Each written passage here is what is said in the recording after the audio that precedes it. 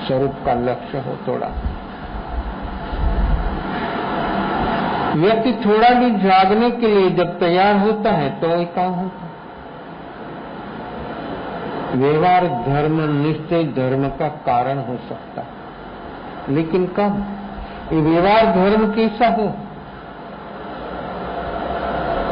वो भी अपनी मान्यता रूटीन की तरह जो होगा तो कभी भी व्यक्ति को उसमें कुछ पाए उपलब्धि हो, ऐसा कोई संभवित बात नहीं है। तो व्यवहार धर्म दान की कैसी विशेषता है, कैसी महिमा है। द्रव्य और भाव से जो व्यक्ति अपेक्षा के बिना जीवन में जो दान दिया जाता है तो व्यक्ति कैसा बदल जाता है भीतर। जहां तक प्रकृति बलवान होती है तहां तक व्यक्ति के भीतर में भाव होता है, होने पर भी भाव नहीं होता। और ऐसा देखने में आता है जिसके पास नहीं उसका भाव बहुत होता है, बहुत भाव होता है। और जिसके पास है वो व्यक्ति ऐसे हो जाता है, ऐसे सोचता है कि वो चला जाएगा, खुट जाएगा, खत्म हो जाएगा मेरा पैसा। दान देने से कभी खुटता नहीं, लोभ से खत्म हो जाएगा। सर्वनाश लोभो सर्व विनाशनो, सर्व सत्यानाश कर देता है स्वयं जीवन का सारा। एक भी चीज बचना नहीं देता है, भीतर की और बाहर की। ऐसी है लोभ की प्रकृति। सर्वनाश, द्रव्य प्राण और भाव प्राण दोनों खत्म हो जाता है। ये लोभ अनंतानुबंधी का लोभ। जब व्यक्ति का मंद होता है तब व्यक्ति के भीतर में दान का भाव होता है। जहां तक लोभ प्रबल है, जहां तक बलवान प्रकृति है, तहां तक व्यक्ति को दूसरों का खींच लेने का भाव होता है। अरबों खरबों क्यों नहीं है, तो फिर कभी व्यक्ति के भीतर में जो लोभ है वो कभी व्यक्ति को शांति से बैठना नहीं देगा। जरूरत भी नहीं है, वो भी कभी कभी बेहोशी से बोल देता है कि मुझे जरूर नहीं है, तो फिर बैठता नहीं। ये प्रकृति, एक एक प्रकृति की इतनी शक्ति है। और ये प्रकृति के साथ योग और उपयोग दोनों एक हो जाने से व्यक्ति क्या प्राप्त कर सकता है। ये मनुष्य जन्म तो सिर्फ सुनता रहता है, कभी खुद के लिए, खुद का दुखों का कारण मिटाने के लिए व्यक्ति कभी तैयार नहीं। महावीर का 27 भव पहला ही भव दान से शुरू हुआ। और हर तीर्थंकर जब मुनि जीवन स्वीकारते तब दान 1 वर्ष तक वर्षी दान, दान धर्म। भगवान ऋषभ के भगवान महावीर सब तीर्थंकर 1 साल तक दान देते, रोज 1 प्रहर तक, 1 साल तक, रोज 1.25 करोड़ सोनिया। इसे गिनती से नहीं देते, ऐसे जो आवे जिसका जो वर्तमान में वो व्यक्ति भी, ऐसा भी ग्रंथकार बोलते कि अभवी जी वो दान का सदभागी नहीं हो सकता। वो दान लेने के और देने के अभवी में कभी होता नहीं। क्यों नहीं होता? दान देना और लेना तो होता नहीं होता। अभवी जीव की कितनी कठोरता है, कैसे कठोरता हो किरण भाई? ऐसी कठोरता किसी से होती है? दान देना भी नहीं और लेना भी नहीं। तीर्थंकर का जो दान है वो अभवी जीव कभी नहीं ले सकता, कभी नहीं पा सकता। जो दान भी नहीं पा सकता तो व्यक्ति बोधि कब पावे? नहीं पा सकता। ये अवस्था जीवों की कैसी ऐसी व्यक्ति की वर्तमान अवस्था, उसकी हालत देखने से होता लगता है कि व्यक्ति की अभवी जैसी अवस्था चल रही है।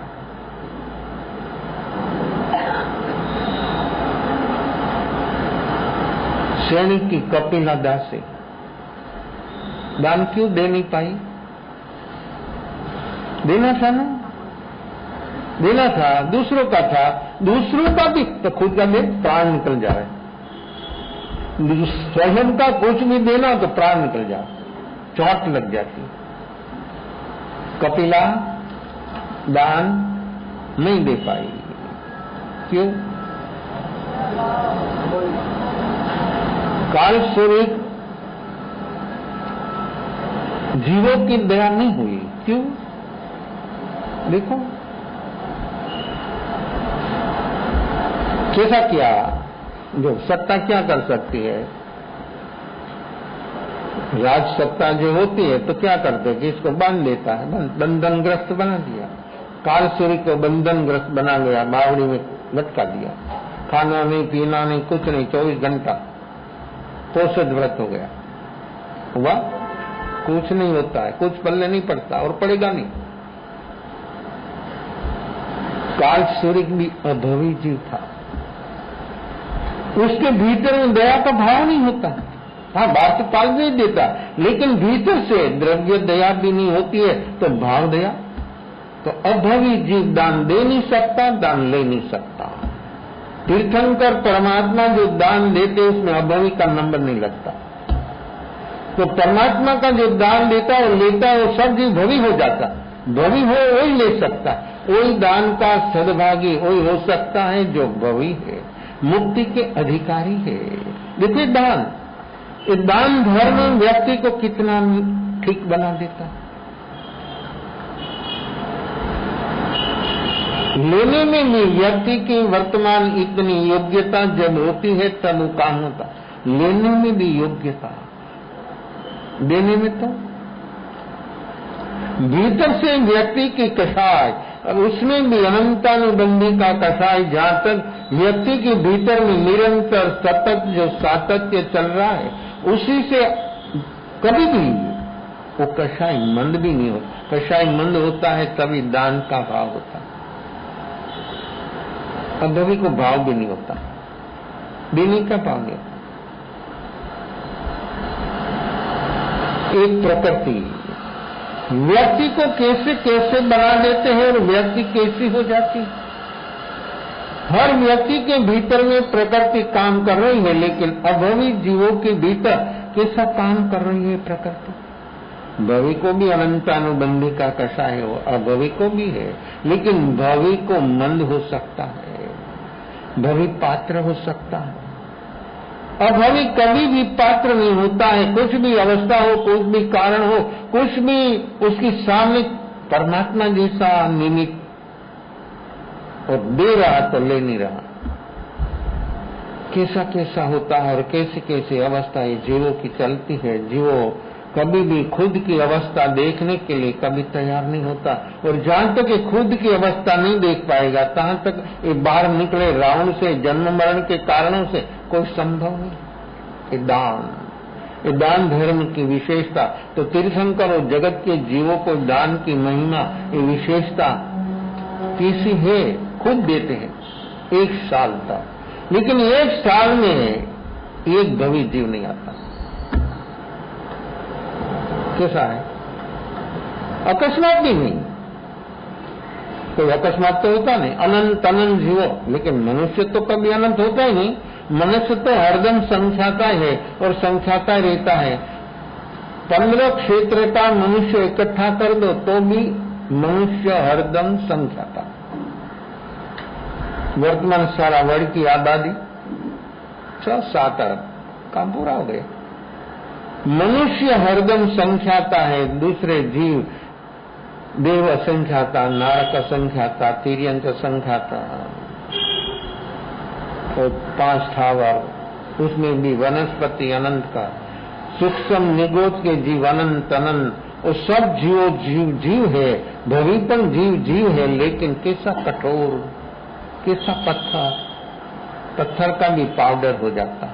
मशीन से। अभवी जीव को कोई चीज छूती नहीं, अंदर में स्पर्श नहीं होता। इतनी भीतर की अंतर अवस्था इतनी प्रकृतियों से उसका कवर कर लिया है कि कभी कोई भी चीज स्वभाव धर्म की थी कि कभी उसको छूती नहीं। ऐसी है वो प्रकृतियों की कठोरता, ऐसी है व्यक्ति की वर्तमान अवस्था, ऐसे ही व्यक्ति की भीतर में इतनी प्रबल प्रकृतियों होने से व्यक्ति हरदम ऐसा ही चलता है कि कठोरता ही बढ़ती रहती है। तो दान देना का भाव, भीतर से भाव, सहज भाव होना तो समझना कि मैं भवी हूं। लोग बोलते कि भवी अभवी की पहचान कैसे होती? नाम से नहीं, कीर्ति आबरू प्रशंसा के लिए नहीं। हाँ, दान है, लेकिन बहुत प्रकार, कीर्ति के लिए, नाम के लिए, प्रशंसा के लिए दान नहीं है, औपचारिक है। चाहे इतना दे दो तो भी औपचारिक। भीतर से दान देने का जो भाव होता, इसी को व्यक्ति उसकी नजर में आ जाए और उसके भीतर इतना भाव द्रवित हो जाए, उसकी जीवन की अवस्था सारी द्रवित हो जाए और व्यक्ति इतना गदगदित हो जाए दूसरों का दुख देखकर, तभी समझना कि व्यक्ति भवी है। भवी और अभवी तो परमात्मा ही बोल सकता, लेकिन उसका आचरण से सर्वसामान्य अनुमान से भी ख्याल आ सकता है कि एक जीव अभवी है।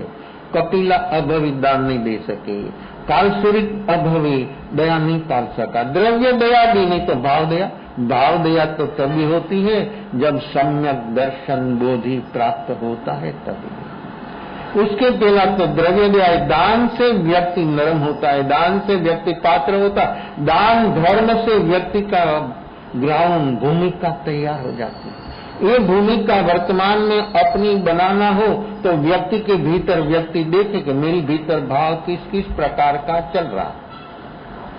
अपना भाव, निजी भाव कैसा चल रहा है। भाव को देखेगा वो व्यक्ति सचमुच सभी से बाहर आ जाएगा, लेकिन देखे कैसे? वर्तमान में जो जिएगा तो देख सकता है भीतर की अवस्था, मेरे भीतर जो चल रहा है क्या चल रहा है, क्यों, कैसे, वो कुछ नहीं। लेकिन वर्तमान में जो देखने का व्यक्ति का सतत रहेगा तो कभी व्यक्ति वो देखने के लिए सद्भागी हो सकता है और देखेगा तो मालूम होगा कि मेरे भीतर कचरा कितना भरा है, कितना कचरा।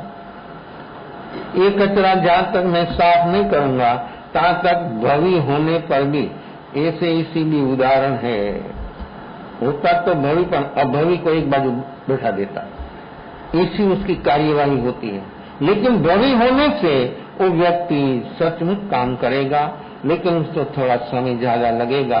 इस समय व्यक्ति के भीतर में किस किस प्रकार से उसका समय चलता है, इस समय वर्तमान समय में जिया तो सचमुच व्यक्ति का सारा बंधन का, सारा दुखों का कारण खत्म हो जाएगा। तो दान धर्म से व्यक्ति कितना सहज सरल हो जाता है। और दान देने का भाव, व्यवहार धर्म से व्यक्ति योग्य होता है, पात्र होता है, भूमिका तैयार हो जाती है। भूमिका तैयार करने में अनंत भव बीत गया। केला गुलस्तान बादशाही अनंत काल से जो वही गुलस्तान पर काम कर रहा, वही गुलस्तान पर उसको इतना सेट हो गया है, प्रकृति इतनी सेट हो गई है पहला गुलस्तान पर, उसका रिलेशन जो बनाया है अनंतानुबंधी और दर्शन मोह का। ये रिलेशन कब छूटेगा? अनंतानुबंधी और दर्शन मोह का रिलेशन जीव का कब छूटेगा? कितना समय से है ये रिलेशन? अनंतानुबंधी और दर्शन मोह, उसका रिलेशन अपना कितना समय से है? कब छूटेगा? छोड़ना है? कब छोड़ना है? छोड़ना है तो कब छोड़ना है? उसी से बाहर कब आना है? पूछो, आप आपका मन को पूछो, आपका मन क्या बोलता है? आपका मन क्या बोलता है? एक मन बोलता है कॉन्शियस मन, सुनकर थोड़ा भाववाही हो जाता है, माहौल में आ जाता है तो ऐसा हो जाता। जब जब माहौल होता है तब मन में असर होती, थोड़ा मन थोड़ा नरम होता है, मन थोड़ा ठीक होता है जब माहौल में रहते हैं तहाँ तक। और माहौल से जब बाहर चला गया तो मन कैसा हो जाता है? तो ये प्रकृति का अनंतानुबंधी और दर्शन मोह एक दूसरों का प्रेरक पूरक है। एक दूसरों को बिना एक दूसरा रह नहीं सकता। दर्शन मोह है तो अनंतानुबंधी है, अनंतानुबंधी है तो दर्शन मोह है। एक दूसरा सहयोगी, एक दूसरों को पोषण कर देता। इतना पोषण दिवस रात ये अनंतानुबंधी का कषाय दर्शन मोह को बढ़ाने में मेन काम है। चार प्रकृति, अनंतानुबंधी क्रोध, मान, माया और लोभ, ये चार प्रकृति दर्शन मोह। प्रयोग ऐसा है देखने में आता है शास्त्रों में कि ये भोग, ये जन्म मरण की जो जड़ है वो जड़ को सिंचन करता है, पानी पिलाता है। सिंचन्ति मुल्लाही पुनः भवस्सही, भावी के भोग की तैयारी वर्तमानी व्यक्ति कषायों से उसका सिंचन करता है। किसको? ये जन्म जरा और मरण की जो जड़ है दर्शन मोह, ये मिथ्यात्व, ये दर्शन मोह को बढ़ाने का काम करता है हर हालत में, हर संयोग में। ये अनंतानुबंधी कषाय दिवस रात उसका काम वही चल रहा, सिंचन करना। व्यक्ति सो जाता तो खाना पीना बंद हो जाता, चाहे इतनी भूख लगती हो, चाहे ऐसा व्यक्ति हो, कोई भी क्षेत्र में, लेकिन सो जाता तो वो बंद हो जाता खाना पीना। लेकिन ये कषायों, ये राग द्वेष, ये कभी सोता? क्यों नहीं सोता? व्यक्ति को भी नहीं सोना देता। व्यक्ति सोना मांगता है तो भी नहीं सोना देता। ये प्रकृति ऐसी है। कितना टेंशन, कितना तनाव, कितनी आपाधापी, सिर पति सी जीवन भर वही चलता, वो कैसे सो पाएगा? टैबलेट लेने तो ही नींद नहीं आती।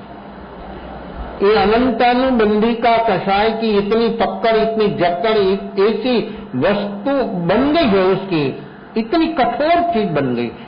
ये कठोरता जीवन में कब नरम होती है? ये कठोरता से व्यक्ति कब बाहर आता है? ये कठोरता बढ़ाने का हर हालत में, हर संयोग में उसका प्रयास चल रहा है, उसी से बाहर आना। ये अनंतानुबंधी का कषाय दान धर्म से मंद होता। व्यवहार धर्म, उपशम क्षयोपशम नहीं, उपशम क्षयोपशम धर्म की अवस्था हो गई। लोग समझते भी नहीं, कषाय मंद होता है तो पुण्य होता है, लेकिन कषाय मंद होता है दान धर्म से। व्यवहार धर्म, दान, शील, तप और भाव, ये चार होने से व्यक्ति के भीतर में चार संज्ञा, ये संज्ञा अनंतानुबंधी कषाय संज्ञा भी है, अनंतानुबंधी कषाय भी है। अनंतानुबंधी कषाय भीतर का परिग्रह भी है। देखो, अनंतानुबंधी कषाय भी है, ये संज्ञा भी है, और ये भीतर का परिग्रह भी है। बाहर का परिग्रह ने 9 प्रकार का है, भीतर का 14 प्रकार का। तो 14 प्रकार का परिग्रह में 4 कषाय, दर्शन, मोह, मिथ्यात्व और 9 कषाय। एक कषाय की पहुंच कैसी और कितनी है, और हर जीव को पकड़ रखा, एक जीव नहीं, अनंत जीवों ने उसको ये पकड़ लिया है। और ये अपने को ये परवाधिराज पर्योसन पर्व, उसमें दान धर्म की विशेषता जो व्यक्ति समझ पाए, और इसका दान, इसे भाव से दान कितना दिया उसकी विशेषता नहीं है, कैसे भाव से दिया, कितना भाव से दिया, वो भाव प्रधान है। और भाव जो व्यक्ति का ठीक बनाना हो तो भी एक दान है। और कषायो ये अनंतानुबंध्या, उसमें भी लोग जो मंद बनाना हो, कि भूमिका तैयार करना हो, बोधि के लिए जो भूमिका तैयार करना हो, अपने बोधि सम्यक दर्शन पाने का, जिसके भीतर रुचि रस हो, मुमुक्षु आत्मार्थी, नाम बोलने से मुमुक्षु नहीं हो सकता है, आत्मार्थी नहीं हो सकता है। जिसके भीतर ये अनंतानुबंधी कषाय मंदतम मंतर जो होता है, वो व्यक्ति मुमुक्ष हो जाता है, आत्मार्थी हो जाता है, वो व्यक्ति की भूमिका तैयार हो जाती है। तो भूमिका बनाने में अनंत काल गया। कितना? भूमिका बनाने में अनंत काल, तो भी भूमिका ग्राउंड तैयार नहीं हुआ। ग्राउंड चाहिए हर क्षेत्र में, हर वस्तु में ग्राउंड तैयार होना। एक ग्राउंड जो तैयार होता है तो काम करने के लिए, जिसको जो क्षेत्र में काम करना, उसकी भूमिका तैयार हो गई तो काम करने के लिए व्यक्ति जल्दी से जल्दी वो क्षेत्र में उसका प्रवेश होता है, काम होता है। और काम इतना ढंग से होता है कि व्यक्ति को कोई वर्तमान में बाहर से कोई रुकावट नहीं होती। ये भूमिका तैयार करना मीनिंग जो काम करना है उसमें किसी प्रकार से व्यक्ति को रुकावट न हो। रुकावट होती है बाहर के क्षेत्र में, कोई भी काम करना है उसमें भी रुकावट होती है, और भीतर में तो बहुत बहुत रुकावट है। बाहर में विरोध है, भीतर में अवरोध है। बाहर में जो जो व्यक्ति आती है, जो व्यक्ति जो प्रवृत्ति में निष्णात है, वो भी चक्कर खा जाती है। इतनी निष्णात है, इतनी मास्टर है, तो भी व्यक्ति कभी कभी चक्कर खा जाती है।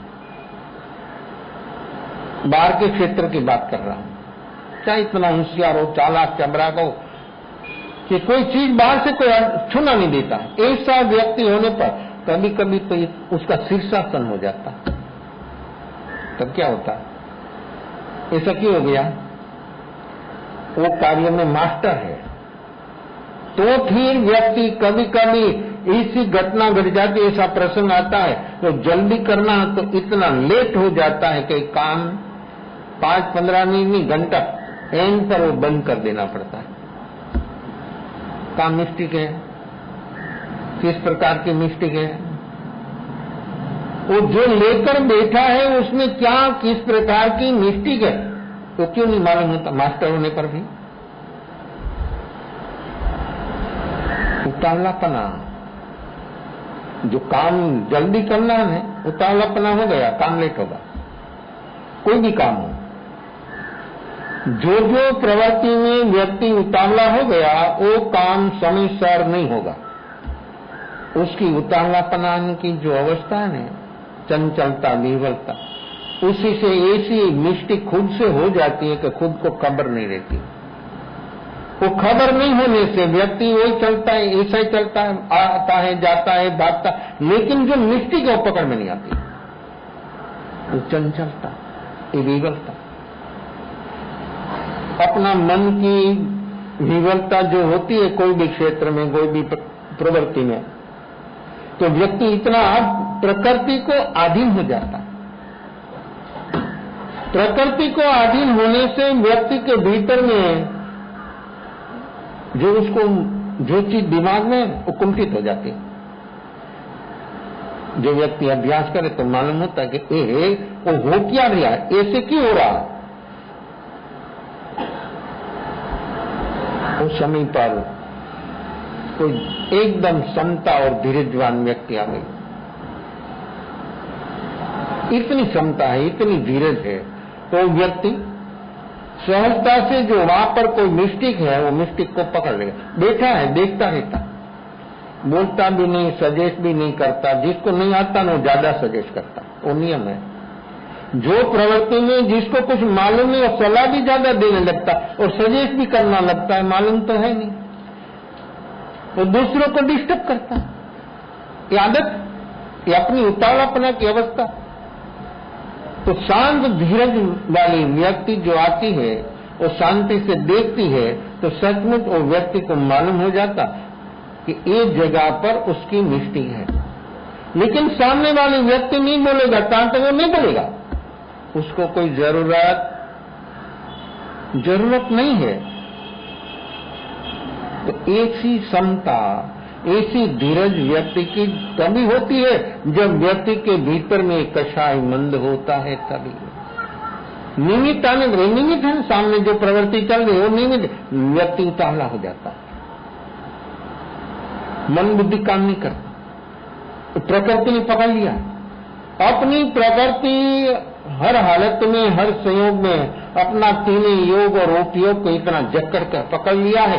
इसलिए तो व्यक्ति हरदम बेहोशी में जीता है, और बेहोशी में जीने से व्यक्ति कभी वो काम करे और काम में सक्सेस हो, ऐसी कोई संभावना नहीं है। तो ये वर्तमान अवस्था जो अपनी ग्राउंड भूमिका जो तैयार बनाना है, उसमें व्यक्ति को कितनी समता, कितनी धीरज, तब ये काम शक्य संभवित हो सकता है। तो दान धर्म से अपनी भूमिका तैयार होती है। ये व्यवहार धर्म दान किस किस व्यक्तियों ने कैसे कैसे भाव से कैसा दान दिया, समय आने पर व्यक्ति के भीतर में कैसे एक भावना खड़ी हो जाती है। जो कोई शूरवीर होता है तो जब उसका बूंगा ढोल बजता है तो व्यक्ति सोया तो उठ जाता, और घर में सोया तो बाहर निकल जाता, और जो कायर है तो बाहर होता तो घर में घुस जाता। इसे जब निमित्त आता है सिद्धांत धर्म के विषय में, ऐसा निमित्त उसके सामने माहौल हुआ तो व्यक्ति के भीतर में ऐसा भाव होता है, ऐसा भाव बनता है।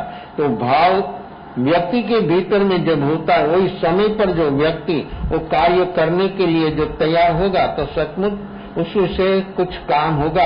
और कषाय थोड़ा लोभ, अनंतानुबंधी का लोभ व्यक्ति का थोड़ा कम होगा। ये दान देना भाव हुआ, लेकिन सामने वाले व्यक्ति नहीं स्वीकारे तो आप कुछ भी देना मांगते और लेना नहीं मांगते तो क्या करोगे? आपका भाव, और आपको बोलो कि मुझे आपको देना चाहता हूं, वो बोले कि मुझे जरूरत नहीं है।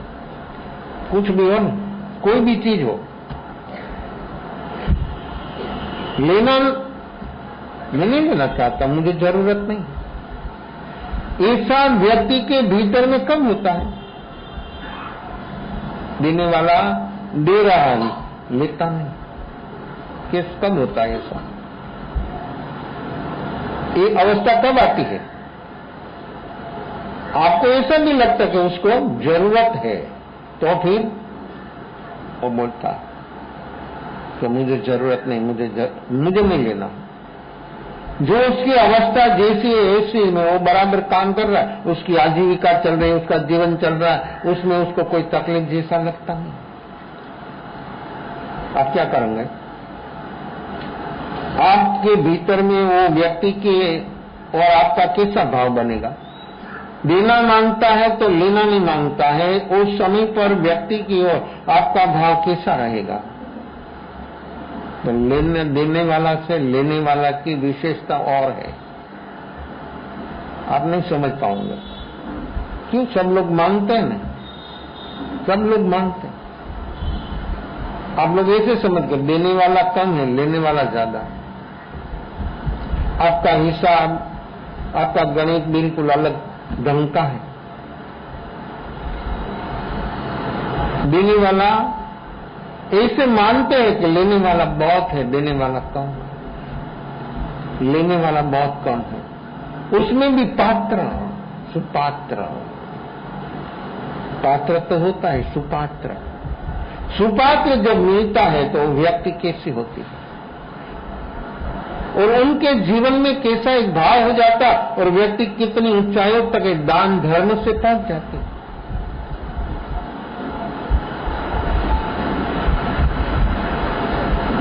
श्री कृष्ण वासुदेव, बलदेव और वासुदेव दो भाई। हिंदू लोग तो सिर्फ एक राम को मानते हैं, जैनों 10 राम को मान, 9 राम, 9 वासुदेव, 9 राम। अपने तो सिर्फ दशरथ का बेटा और राम वो एक राम, बलदेव, माँ अलग होती है, लेकिन प्रेम कैसा होता है?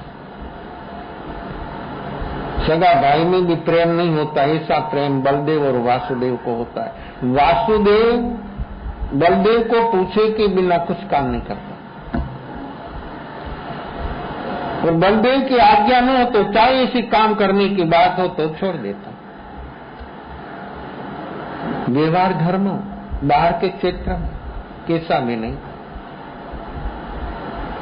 और बलदेव से शक्ति सभी प्रकार से वासुदेव की ज्यादा होती है, तो फिर जिसके पास सब प्रकार की शक्ति हो और दूसरों की आज्ञा लेने के लिए व्यक्ति रुकता है, वो है जिसके पास कोई भी प्रकार की शक्ति हो, शारीरिक हो, मानसिक हो, व्यवहारिक हो, कौटुंबिक हो, आर्थिक हो, वो बोले क्या ये मेरा है, ये मैं हूं, ये मेरा। कोई बोले कि भाई ऐसा नहीं करना, तो बोले कि तुम बैठ जा, तुम नहीं समझते।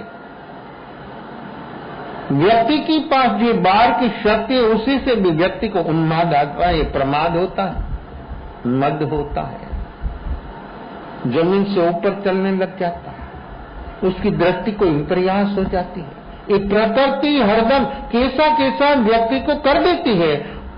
प्रकृति के अधीन होकर व्यक्ति की सारी अवस्था मूर्छित हो गई तो भी व्यक्ति को मालूम नहीं कि मैं कैसे जी रहा हूं, और एक जीवन जीने से अभी तक मुझे क्या मिला वो भी व्यक्ति कभी सोच नहीं सकता।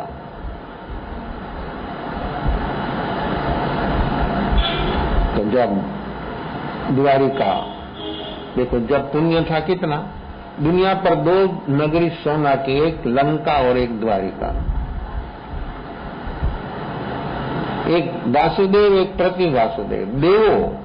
देवों ने नगरी सोना की बना दिया। पुण्य कैसा?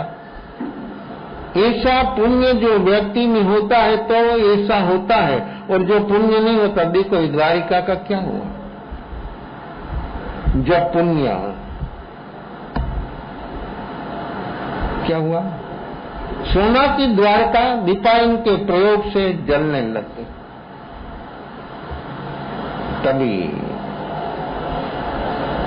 बलदेव और वासुदेव राजमहल जल रहा था। कैसा होता है ये पुण्य भी, पुण्य उपाधि भी है, पुण्य है भी है। व्यवहार से पुण्य उपाधि है और निश्चय से पुण्य है। ये होने पर भी पुण्य होता है, ये मानने वाला और भीतर में सही अर्थ में चारित्र धर्म तक पहुंच गया है। सम्यक दर्शन तो है ही, सम्यक दर्शन बिना तो ज्ञान नहीं, चारित्र नहीं, कुछ नहीं होता। छठा सातवां गुण स्थान पर जो है उसको भी पुण्य होता। पुण्य हर जीव को होता है, निगोद का जीव को भी होता है, मनुष्य को भी होता है, सब जीवों को पुण्य। और पुण्य से ही व्यक्ति की प्रगति, बाहर के क्षेत्र की प्रगति, प्राण और पर्याप्तता व्यक्ति को जो मिलती है वो पुण्य से ही मिलती है। पुण्य जैसे जैसे व्यक्ति का बढ़ता है ऐसे ऐसे व्यक्ति की यात्रा आगे आगे चलती। तो द्वारिका जलने लगी, राजमहल जल रहा था। द्वारिका समुद्र के किनारे पर थी, किला था चारों ओर। समुद्र की ओर का किला दोनों भाइयों ने गिरा दिया। समुद्र का पानी आए तो पानी का काम है अग्नि को। क्या हुआ, पानी केरोसिन हो गया। होता है, हो जाता है। नींद में रहो हो जाएगा। जहां तक ये बेहोशी में नींद में है तहां तक ऐसा ही रहता, ऐसा ही चलता। पानी आया लेकिन उसी से और लपटों निकलने लगी। बलदेव और वासुदेव दोनों गया राजमहल में माँ बाप को बचाने के लिए।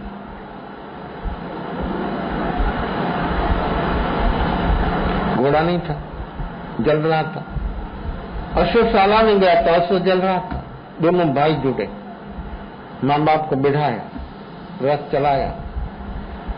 राजपथ पर रथ चल रहा है, सारी द्वारका जल रही है।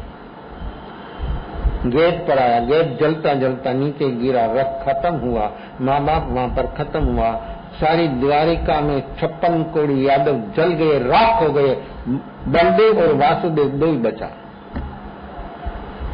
क्या जिंदा जिंदा जल गया और दीपाई ने जला दिया।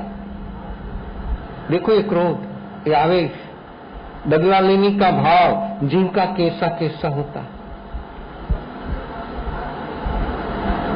दोनों भाई चले क्या, अभी तो सब समाप्त हो गया। कहां जाना? कुंता उसकी बुआ लगती थी श्री कृष्ण के, चले वहां पर। जा रहे हैं दोनों भाई, जिसको देवो सेवा करते थे दोनों भाई आज पैदल जा रहे हैं।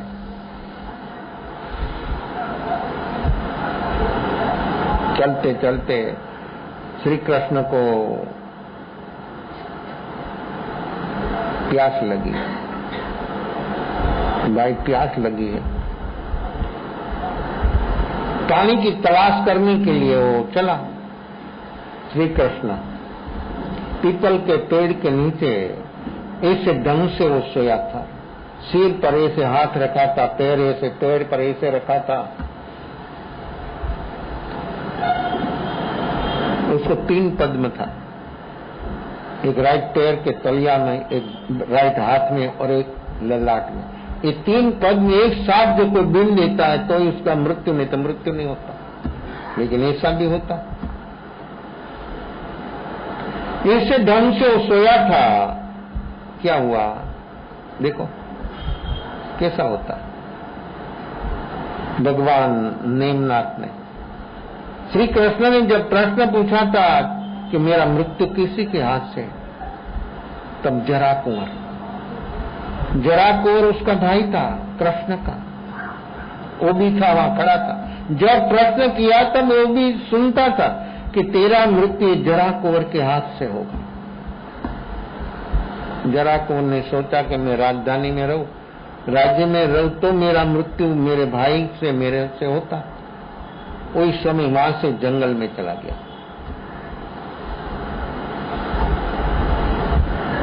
तो जंगल में वर्षों से जंगल में रहता था, भील जैसा हो गया।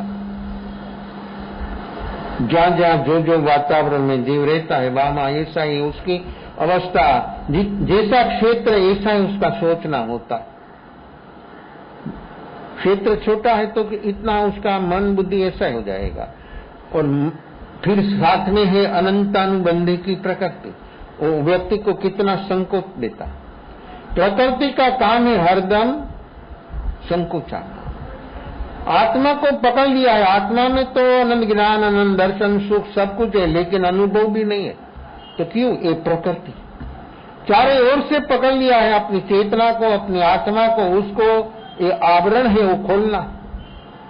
कब खोलेंगे? कब खोलेंगे? मानता है, देखा नहीं। आवरण है ऐसे लोग मानते हैं, देखा नहीं। और देखेगा तो एक क्षण में छोड़ने के लिए, उसी से बाहर आने के लिए व्यक्ति तैयार हो जाएगा। बलदेव पानी लेने के गया, पानी ढूंढने में समय लगा। यहाँ पर जराकुंवर ने दूर से देखा कि कोई प्राणी है। सर अनुसंधान किया, दूर से धनुष पर बाण चढ़ाया और निशान लिया। एक साथ पैर, हाथ और ललाट बीन कर बाण बाहर निकल गया। कैसा जोर से फेंकता है। उस समय क्या भाव होता है? हिंसा का भाव जहां होता है वहां रौद्र ध्यान। द्रव्य हिंसा भी है और भाव हिंसा भी है। भाव हिंसा तो क्षण क्षण पर हो रही है। क्यों? अनंतानुबंधी का कषाय जहां तक अपनी साथ रहेगा तहां तक भाव प्राण की दया होना संभवित नहीं। उसी से आज बारह हो, कल बारह हो, आपकी फुर्सत जब हो तो। आपको जब अच्छा लगे तब काम करना। अनंतानुबंधी कसाय जहां तक साथ में है तहां तक कभी भी भाव प्राण की दया हो ऐसी कोई संभावना नहीं। क्षण क्षण भयंकर बोलना नहीं है, अपने जीवन में प्रैक्टिकल करना है। स्तवन तो बहुत सामान्य लगता है, लेकिन उसमें बहुकटी का भेद उसमें खुलता है कि बहुकटी तेरी कैसे हो सकती, तो भाव प्राण की दया में आ जा। तो फिर देख, सम्यक दर्शन सम्यक ज्ञान कोई दूर चीज नहीं है, लेकिन जहां तक ये भाव प्राण की दया नहीं होगी तहां तक व्यक्ति 84 लाख जीवाजोनी में परिभ्रमण जन्म मरण चलता रहेगा। आया जराकोर नजदीक, बहुत नजदीक आ गया। उसने देखा ये तो कोई मनुष्य है, और नजदीक आ गया, पहचान हो गई तो भाई। भगवान निम्नाथ का वचन कभी असत्य नहीं हो सकता। श्री कृष्ण बोला कि तू यहां से चला जा अभी। ए भाई ये तो अंतिम है, कुछ भी हो तू चला जा, जिंदा रहना हो तो तू चला जा, नहीं तो अभी बलदेव आएगा, कोई देखेगा नहीं, कुछ सुनेगा नहीं, तुमको खत्म कर देगा।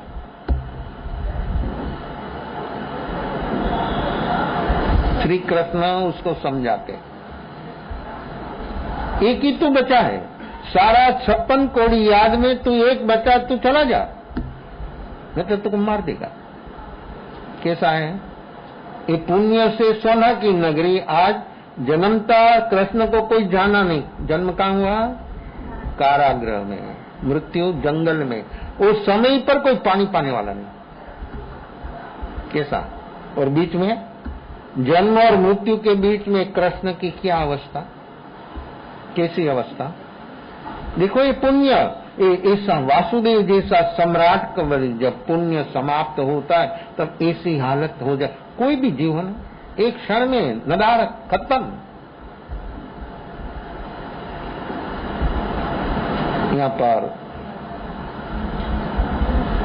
थोड़ा भी दूर गया जरा को उसका भाव बदल गया। दुनिया में मुझे मारने वाला कौन है? कौन मार सकता है मुझे? ऐसा भाव आया, ऐसा भाव आया उसके भीतर में। वो भाव से उस व्यक्ति के भीतर में तनले से मरे उनले से हुई जो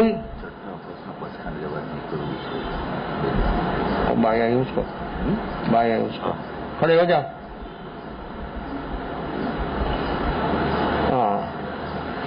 छठा उपवास का बचखान आत्मा हित माटे, श्रेय माटे, कल्याण माटे। 7 આત્માના હિત માટે, શ્રેય માટે, કલ્યાણ માટે અનંત કાળના હાર સંજ્ઞાના ભાવો તોડી આત્માનું અહિંસક અનારિક પ્રત્યેનું રક્ષણ કરવાને માટે 6માં 7 ઉપવાસ દિવ્યં પ્યારંગ બચખાન અસણં ખાયં સાયં અનંધાણા વગણં સહસાગણ અપાણં અવસર।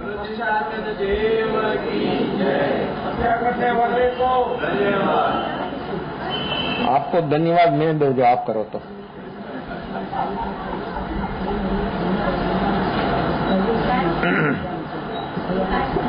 दिव्यं प्यारं बचखान पाणं अवसर। जरा कोर निकल गया, कृष्ण का भाव बदल गया। तनले से मरई उनले से हुई। अंत समय पर, एंड पर जीव की जिस प्रकार की लेस्या होती है इस गति में जीव चला जाता। जो आयुष का बंध उसका हो गया, जो गति का आयुष का बंध हुआ एंड समय पर जीव को वही लेस्या आती है। और आयुष का बंध नहीं हुआ तो एंड समय पर ये शरीर का अंतर्मुख का जब आयुष रहता है उस समय पर उसको आयुष का बंध होने पर जो भाव होता है ऐसी लेस्या व्यक्ति को होती है। लेस्या से आभा मंडल देखने में आता। पास में बैठा हुआ, लेकिन पास में बैठा हुआ तो क्या देखे, क्या देखे? लगा हो ए माँ, ए बाप, ए भाई, जो जो अपना रिलेशन में है, अंत समय पर छेला श्वास, छेला दम तोड़ रहा है, उस समय पर व्यक्ति पास में बैठा वो देखता है, रोता है। लगाव से व्यक्ति रोता देखने का है कि उसका भाव किस प्रकार का, उसकी लेस्या किस प्रकार की, उसका आभा मंडल क्या है, लेकिन वो कौन देख पाए? कौन देखता है? कितनी जरूरत है जागने की, लेकिन क्या बोलना, आदत, मान्यता, रूटीन से जहां तक हम जिएंगे तहां तक एक जन्म मरण, एक परंपरा हमारे से ही चल रही है। आयुष पूरा हो गया। बलदेव आया पानी लेकर, लो भाई पानी, तो भाई बोलता नहीं था। बलदेव को ऐसा लगा कि पानी लाने में थोड़ी देर हुई, इसलिए भाई को रिस आई है। आती है ना, हर व्यक्ति को आती है। अपनी मान्यता के मुताबिक नहीं हुआ, घर में किस बोला नहीं हुआ तो व्यक्ति रिस आ जाती है और सो जाता। रिस आती तो व्यक्ति सो जाता, सिर पैर दबाकर चद्दर से सो जाता, और कोई बुलाने को जाए तो बोलता नहीं हूं। कैसा है रिस? रिस लेना है कि रेस लेना है कि रेस में जाना है? कहां जाना है? क्या काम किया अभी तक? रेस में दौड़ रहा है, भाग रहा है। कब रेस एक क्षण में रेस में खत्म हो जाएगा।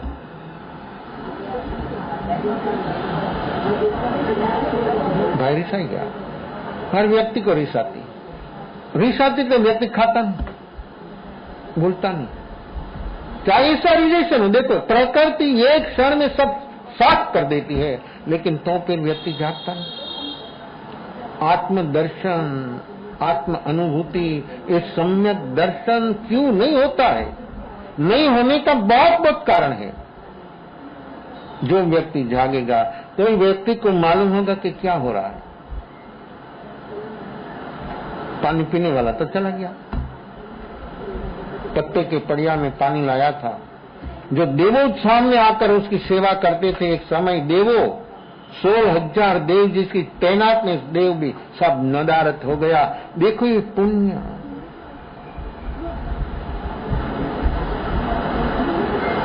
बलदेव डेड बॉडी को कंधे पर चढ़ाई, भाई को रिस आई, नहीं बोलता। देखो ये मुंह ये लगा। कितना समय?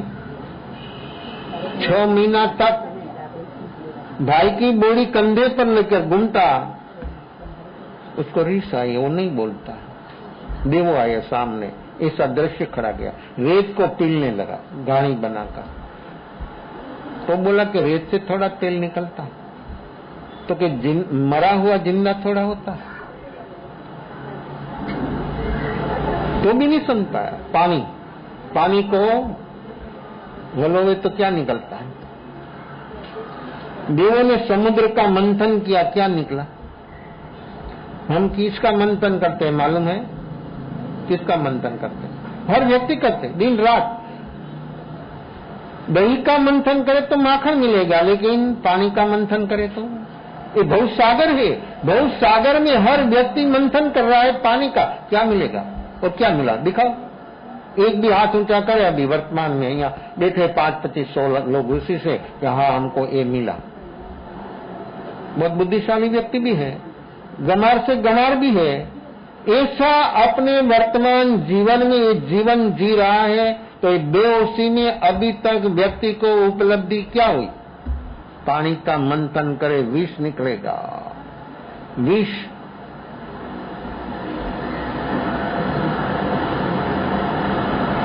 पानी का मंथन करते देव, वो बोलता बलदेव के पानी से थोड़ा मक्खन निकलता, तो कि मरा हुआ जिंदा थोड़ा होता। उसको ख्याल करने के लिए उसको ये साथ दृश्य दिखाते थे कि छोड़ दे, डेड बॉडी है। नहीं मानता था। देखो कैसा कैसी व्यक्ति और कैसी अवस्था। फिर गंगा किनारा पर उसका अग्नि संस्कार किया। बलदेव ने मुनि जीवन स्वीकार लिया, साधना कर रहा था। बलदेव का रूप सौंदर्य इतना अद्भुत था, इतना अद्भुत था। मुनि होने पर भी शरीर का सौंदर्य तो चिमला जाता। जैसे सुबह में फूल खिलता, शाम होते होते पौधे पर ही फूल खत्म हो जाता। युवानी में रूप कैसा होता है, बुढ़ापा आता तो रूप कैसा हो जाता। शरीर का, आत्मा का सौंदर्य कितना है, लेकिन वो कब मिले? आत्मा का सौंदर्य कब मिले? अनंत। आत्मा की सब चीज अनंत है, लेकिन वो सौंदर्य का अनुभव व्यक्ति को कब होता है? तो एक समय गोचरी आए शहर में, वो तो जा रहा था, गांव के बाहर कुएं पर पनियारी पानी भर रही थी, एक छोटा बच्चा कोई बाई ले गई थी साथ में। बलदेव का रूप में इतनी बाई मुग्ध बन गई, वो क्या काम कर रही थी मालूम नहीं, वो घड़ा को रस्सी बांधना, जो उसका बेटा खड़ा था, छोटा बेटा, उसके गला में रस्सी बांध दिया, डाल दिया कुआं में। कैसा? ये बेहोशी। ये 5 इंद्रियों के विषय में व्यक्ति कोई भी एक इंद्रिय के विषय में खत्म, बस सब खत्म, साफ। तो 5 इंद्रिय धारक मनुष्य जो होश नहीं होगा तो क्या हाल होगा अपना? ये पर्वाधिराज पर्यवसन पर्व काल संवत्सरी महापर्व क्षमापना का पर्व, अपने भीतर में जो ग्रंथियां बनाई है जन्म जन्म की, वो खोलने का दिवस है। ये पर्यवसन पर्व क्षमा का पर्व है। 7 साल लोग तब भी करते हैं, द्रव्य तब भाव तक। द्रव्य और भाव दोनों जो व्यक्ति के भीतर में होता है तो सचमुच व्यक्ति को भवों की ग्रंथि खोल सकते, कभी नहीं खोली। और खोलने के लिए व्यक्ति कभी तैयार भी नहीं हुआ। ये भव भ्रमण अनंत काल से चल रहा है, बाहर आना हो तो वर्तमान में अपने पास समय है, शक्ति है, लेकिन व्यक्ति नहीं जागता।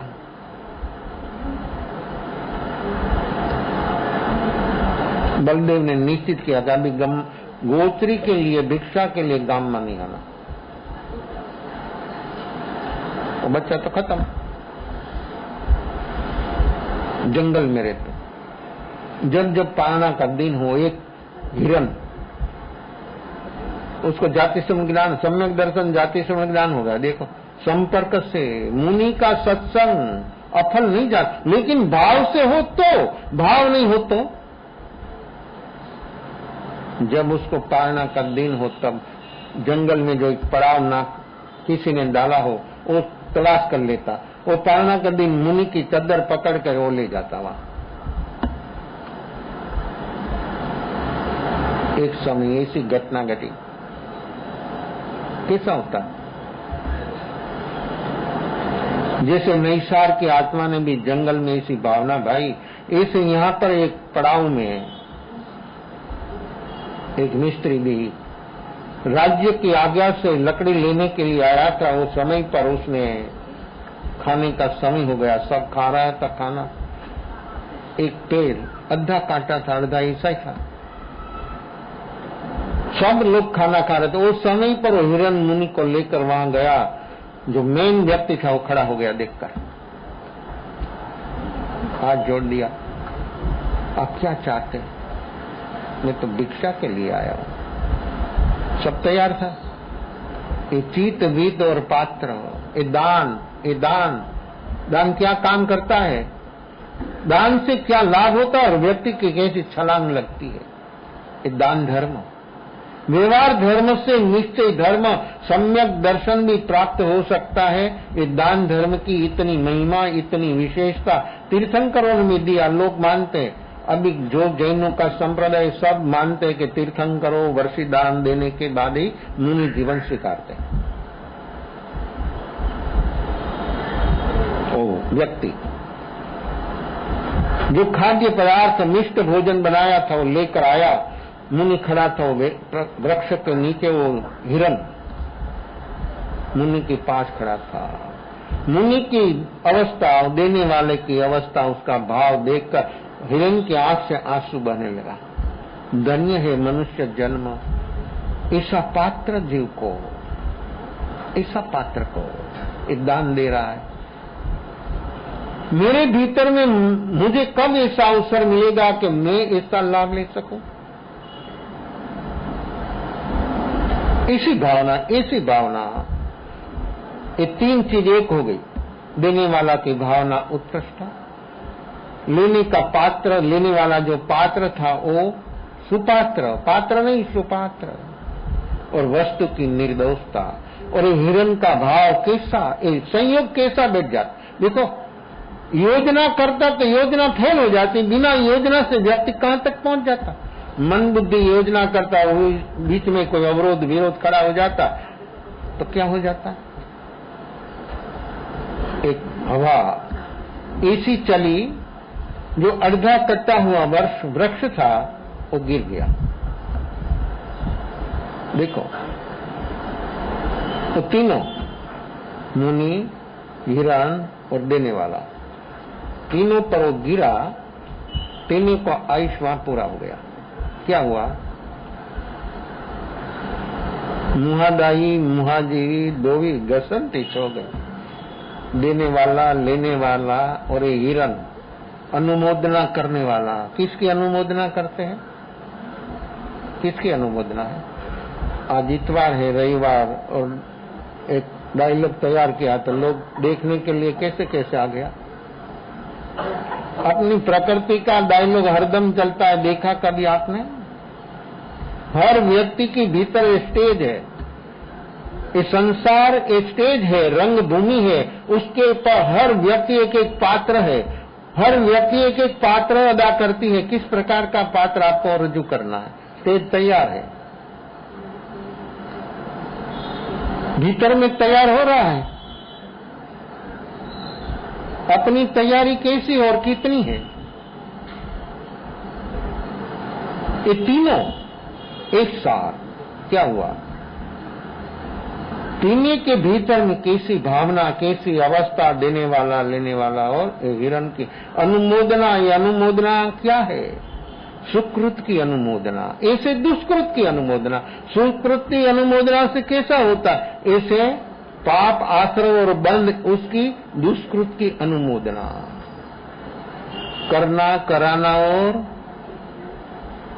ये आश्रय, पाप आश्रय और बंध की अनुमोदना जीव को कैसे हो रही है? क्यों हो रही है? तो ऐसी भी घटना घटी, ऐसी भी निमित्त अपने सामने आता, उस समय पर व्यक्ति को उसकी अनुमोदना में ऐसा रस, ऐसी रुचि क्यों नहीं होती है? क्यों नहीं होता? देखो ये प्रकृति, वहां प्रकृति व्यक्ति को तंग कर देती है, प्रकृति से व्यक्ति विक्षेप हो जाता, प्रकृति से व्यक्ति तीन योग अशुभ हो जाता है, उपयोग अज्ञान रूप हो जाता है। ये प्रकृति अपने भीतर काम कर रही है, उसी से बाहर आना। तीनों आत्मा कहां गए? हिरण और आने वाला और मुनि, तीनों पांचवा देवलोक। कैसे? वैमानिक देव। ये बलदेव, कृष्ण का भाई बलदेव, 8 बलदेव की मुक्ति हुई, मोक्ष हुआ, ये देवलोक में क्यों गया? बलदेव की मुक्ति होती, चक्रवर्ती 12, 10 की मुक्ति हो गई, 2 7 में नरक में हवा खा रहा, 33 सागरोपम 2, 24 तीर्थंकर, 12 चक्रवर्ती, 9 बलदेव, 9 वासुदेव, 9 प्रति वासुदेव, 63 सलाखा पुरुष। ये बलदेव इसलिए देवलोक में गया, आरती 24 में वो तीर्थंकर होने वाला है। कृष्ण भी, बलदेव भी, देवकी और रोहिणी, यादव कुल के 4 जीवों आरती 24 में एक भरत क्षेत्र में तीर्थंकर होने वाले हैं। ये दान से कैसी विशुद्धि होती है, दान से व्यक्ति कहां तक पहुंच जाता? तो एक दान धर्म क्या है, और एक दान धर्म 14 प्रकार का स्नादिक दान है। और व्यक्ति जो सचमुच जागे, उसके भीतर में जो ऐसा भाव हुए, तो सचमुच वो व्यक्ति का कल्याण ही कल्याण होता है, मुक्ति ही मुक्ति होती है। अपना जीवन में अपना काम करना है, और अपना काम करना है तो अपने लिए वर्तमान है, वो वर्तमान जो व्यक्ति चुक जाएगा तो काम पूरा, और जो वर्तमान में जी जाएगा तो भी काम पूरा। क्या? वर्तमान चुक गया तो भी काम पूरा, और वर्तमान में जी लिया तो भी काम पूरा। वर्तमान चुक गया तो 84 लक्ष जीवाजोनी परिभ्रमण, और वर्तमान में जाग गया तो उसी से बाहर आ जाएगा, दुखों का कारण मिट जाएगा। एक काम है वर्तमान, ये दान, शील, तप और भाव, ये व्यवहार धर्म है। उसी से निश्चय धर्म, ऐसा ग्राउंड, ये भूमिका बनाने के लिए दान धर्म की विशेषता जो आप लोगों ने सुनी, आपके भीतर में ऐसा अहोभाव जाग जाए, ऐसा दान तभी भाव जागेगा कि व्यक्ति के भीतर में अनंत अनुबंधी का लोभ, जहां तक व्यक्ति उसी से बाहर नहीं आएगा तहां तक ऐसा भाव होना वो बहुत कठिन है। ओ भाई आ गया नहीं, आ जाओ आ जाओ।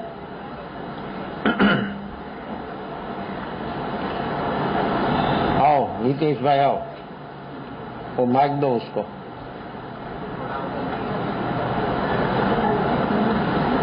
जी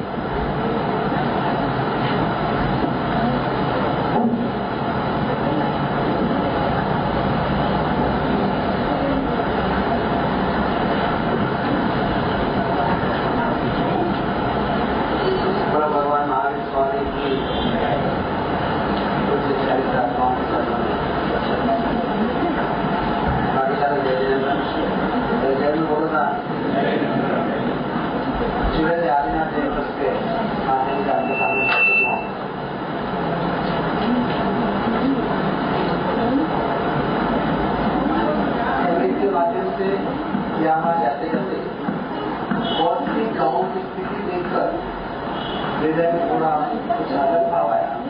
ऐसे ऐसे गाँव में जाने का हुआ जहाँ पे 30-30 वर्ष तक ऐसे गुरु गोविंद के चरण नहीं पड़े, और वहाँ के हमारे भाई जिन धर्म से छूटते जा रहे हैं, टूटते जा रहे हैं, धीरे धीरे जैन शास्त्र से दूर होते जा रहे हैं।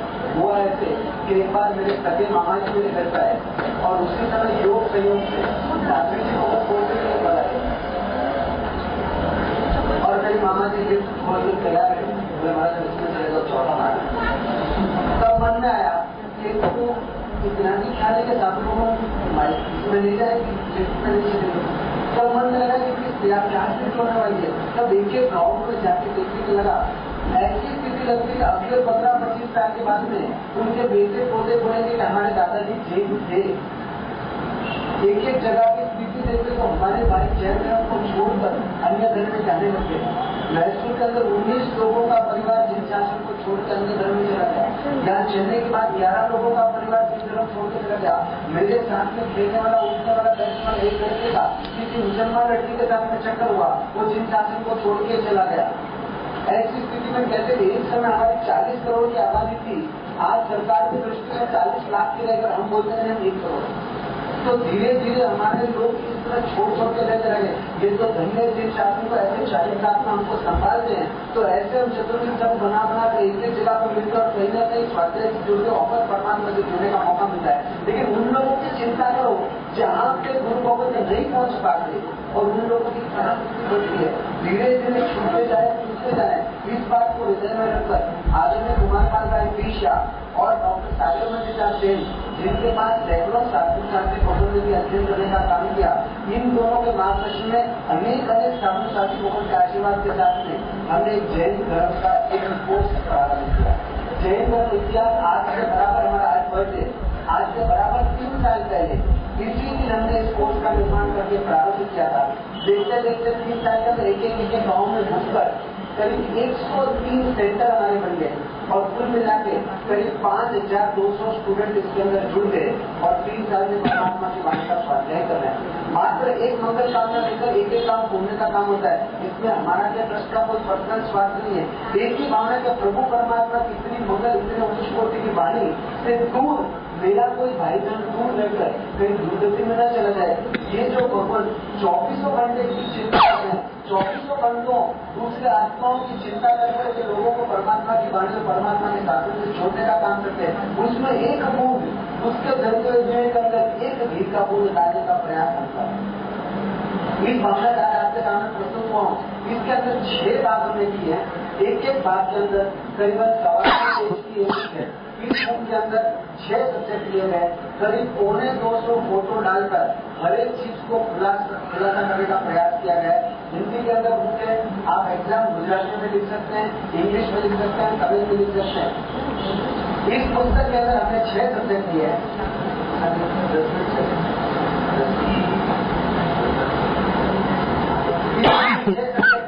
सबसे पहले हमने लिया जैन धर्म का इतिहास। हमको खुद को मालूम नहीं कि जैन धर्म कब शुरू हुआ। आज हमको स्कूल में पढ़ाया जाता है Lord Morgan is the founder of Jain.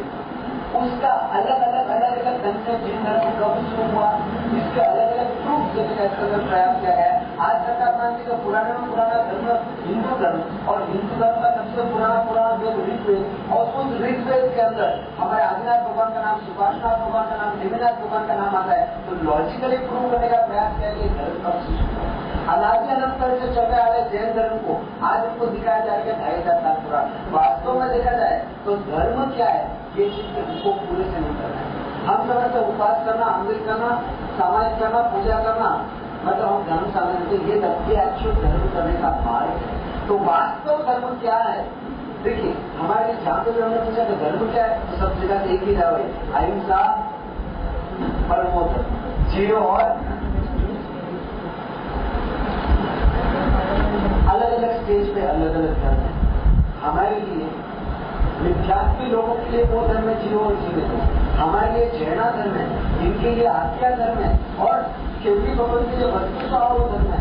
सबका अलग अलग स्टेज है, हमने एक ही को पकड़ लिया। उसके बाद में मिले काल चक्र, किस कार्य के अंदर संसार की कैसे स्थिति होने वाली है हम देखते हैं। जिस कार्य के अंदर बल, बुद्धि, आयुष्य, प्यार, प्रेम, न्याय, नीति, रस, स्वाद सब कुछ कम होता जाता है, उसको बोलते हैं अवसर विकार। उस 5वें आय के अंदर हम जन्म, हमारा जन्म हुआ, कौन सा काल होगा, छठा आरा कैसे आने वाला है, आज से 18,000 वर्ष के बाद में इंसान की क्या स्थिति होने वाली है। इंसान को कच्चा पकड़ के खा जाए, खून की नजर रहेगी, 6 साल की बच्ची गर्भवती होगी, एक साथ में एक डजन 2-2 डजन बच्चों को जन्म देगी, सबके सब बाहर होगी, पहनने के लिए कपड़ा नाम का चीज नहीं रहेगा, खाने के लिए भुजी पीने नाम की चीज नहीं रहेगी, आपस में लड़ लड़ के यूं मरेंगे और पराय से नरक में रहेंगे।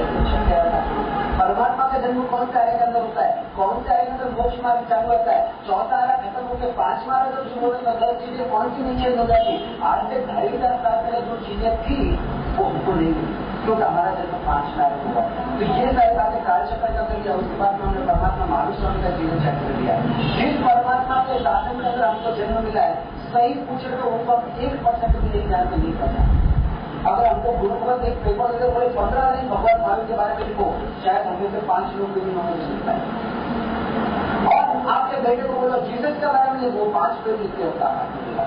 हमको खुद को परमात्मा के बारे में कुछ नहीं मालूम, ज्यादा से ज्यादा 2-5-10 बातें परमात्मा की मालूम। हम कहते हैं साथ भाव नहीं आता है, माला जी से मन भटकता है, पूजा करते मन भटकता है, समय करते चित्त क्यों नहीं रहता है, क्यों नहीं रहता है, क्योंकि परमात्मा का परिचय नहीं हुआ। जब तक परिचय नहीं होगा तब तक हमको उनके प्रति समर्पण का भाव भक्ति भाव नहीं आने वाला। एक खाली बात आपको आपको बताए, पिछले जन्म के अंदर परमात्मा महावीर में कितने मार्क्स मिलते, 11,80,645 मार्क्स परमात्मा ने, और परमात्मा ने आचरण करके काउंटर के अंदर ये चिंतन किया, मुझे ऐसी शक्ति मिल जाए कि संसार के सब आत्माओं को सुखी कर दे। एक आत्मा के लिए प्रभु परमात्मा ने चिंता की, आपके लिए आपके लिए आपके लिए आपके लिए एक के लिए परमात्मा ने चिंता की, में ऐसी ताकत आ जाए जिसको मैं सुखी करूँ, इसको मोक्ष। ऐसी एक बातें परमात्मा की एक बोल के नहीं। एक दिन परमात्मा और हम किसी संसार के अंदर साथ, लेकिन हुआ क्या कि परमात्मा हमेशा आराधना करते रहे, इसके आगे कुछ बन गए और हमेशा विराधना करते रहे, इससे संसार। ये पूरे 27 गुणों का वर्णन विद फोकस के साथ किया है, वो पढ़ने के साथ हमारे विद्यालयों को भी परमात्मा के साथ का होगा पैदा। उसके बाद में हमने 9 तत्व लिया, जीव अजीव पुण्य पाप आस्था समझ निद्रा बंध और मोक्ष। 9 तत्व जिसने सीख लिया, कहते 7-8 बहुत से ज्यादा उसको शिक्षा जैन धर्म का प्राण माना जाए तो 9 तत्व। सिर्फ आपको बताऊं, मनुष्य कितने तरह के पता है, 303 तरह के तो मनुष्य है, उसमें से कितने मनुष्य ऐसे हैं जिनकी हम रोज हत्या करते हैं और हमको बता सकते हैं। ये खोज करेगा, आपको समझ में आएगा कहां हम उनको बचा सकते हैं। संसार का एक सवाल ऐसा नहीं जिसका जवाब आपको 9 तत्व का अंदर मिले। ऐसे 9 तत्व, और उसके बाद हमने अष्ट कर्म लिया, 8 कर्म का जीव एकादशी, काला एकादशी, बुरा एकादशी, गरीब एकादशी, अमीर एकादशी, होशियार एकादशी, पागल। ये सारी बातें अष्ट कर्म के अंदर अपने को मिलेगी। एक अष्ट कर्म सीखने के बाद हमको कर्म बंधन में इतना बड़ा डिस्काउंट मिलता है, क्योंकि आज पाप जो रुचि से करते हैं, कोई पाप कर्म भारी मन से करेंगे तो हमको पाप के अंदर डिस्काउंट मिलेगा। उसके बाद हमने लिया सूत्रों का ऐसा मिल गया है, मंदिर मार्ग समुदाय का भी लिया है, स्थानवासी समुदाय का भी लिया है, खतरगज का भी लिया है, सपागज का भी लिया है। जिनकी जो मान्यता है वो सूत्र हो जाएंगे। हर सूत्र को मूल सूत्र और भावार्थ, शब्दार्थ और उसके साथ में चित्रों के साथ में हर एक का एक अलग अलग चित्र देकर स्पष्ट करने का प्रयास किया है। किसी के ऊपर उनको धोखा नहीं लगा। जो मंदिर मार्ग है वो मंदिर का करेंगे, जो समय एग्जैक्ट में उनको चॉइस में पूछा जाएगा। और उसके बाद में अंत नाम दिया महापुरुषों की कथा। महापुरुषों के जीवन और हमारे जीवन में कहाँ अंतर रह गया, महापुरुषों का जीवन कैसा होता है। एक पुस्तक के अंदर 4 महापुरुषों की कथा ली है। इसके आगे जाकर योग भी आएगा, ध्यान भी आएगा, कृषि भी आएगा, न्यायवाद भी आएगा, एक अनेकांतवाद भी आएगा, सारी बातें। और अंत में 45 आगम 32 आगम का भी छोटे छोटे रूप में एक पैराग्राफ 2 पैराग्राफ के अंदर उसका वर्णन को इसके अंदर लिया गया है। तो सरल परिश्रम से मेरी हार्दिक विनती हाथ जोड़ के लिए कि आप सब इस कोर्स के अंदर जुड़ने का प्रयास करें। 6 महीने में एक एग्जाम होगी, एग्जाम के बाद आपको दूसरी बुक मिल जाएगी। एक समय का 250 रुपया फीस रखा गया है। उसके अंदर आपका रजिस्ट्रेशन बुक और सारी व्यवस्था हो जाएगी। और स्टूडियो में क्लास होती है, यहाँ पे अगर अच्छी संख्या पहुंच जाएगी तो यहाँ पे भी क्लास का आयोजन हो सकता है। कुछ उनको भी आपको समझाने का प्रयास करेंगे, मैं विनती करता हूँ। और यहाँ पे हमारे डॉक्टर निर्मला जिन्होंने इस पूर्ण रचना की है, वो भी समय के ऊपर आके आपको समझाने का प्रयास करेंगे। जिनको भी इसमें रुचि हो, यहाँ के आगे बाद या हमारे ज्वाइंट सेक्रेटरी साहब सुशील सिंह भी आपको है, ये आपको फॉर्म दे देंगे। जिनको भी फॉर्म दे रहे हैं फॉर्म दे सकते हैं। 2 फोटो और 250 रुपये करके आप कर दे देंगे तो इमीडिएटली आपको पुस्तक मिल जाएगी। जनवरी और जुलाई का अगर एग्जाम होती है, एग्जाम से बिल्कुल डरने की बात नहीं है। 55 मार्क्स का तो 1 मार्क क्वेश्चन है। जो उसके 10 का मैथ को पढ़े, फिजिकल साइंस उसका और पीछे 10 मार्क्स। जिनको भी इसमें रुचि हो अपने आत्मा उसको दे दो, वो देगा। आपको डिप्लोमा डिग्री संस्था की तरफ से बना के दी जाएगी। जिनको भी रुचि हो तो सिर्फ से यहाँ जो आने वालों से संपर्क करें। समय देने के लिए बहुत धन्यवाद।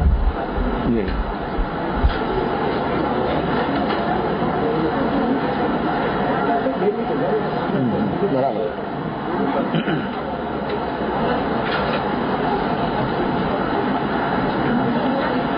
जो भाई ने वक्तव्य दिया, सही अर्थ में अपने को जैन होने के लिए, और हमने तो बहुत बहुत देखा है, बहुत चीजों देखी है विहार यात्रा में। जब हम केरला में विहार करते थे तब अपना वर्षों के पहले जैनों मलयाली हो गया। क्यों वहां जाना आना, और मेरे पास बहुत लोग आते हैं, क्रिश्चियन भी आते हैं, मुसलमान भी आते हैं, हिंदू मलयाली। जब हमने कोचिन में चतुर्मास किया तभी तो आता, तो जब मैं पहला पूछता कि तुम पहले हिंदू था, तो क्या मुसलमान हो, तो पूछता कि मोहम्मद और महावीर में क्या डिफरेंस। क्रिश्चियन होता तो पूछता कि जीसस और महावीर में क्या फर्क है। जब उसके सामने जब बात होती है तब वो व्यक्ति इतना भाववाही बन जाते। एक डॉक्टर आया क्रिश्चियन जो प्रचार कर रहा था, और डॉक्टर था, डिग्री से डॉक्टर और काम भी सेवा का कर रहा था।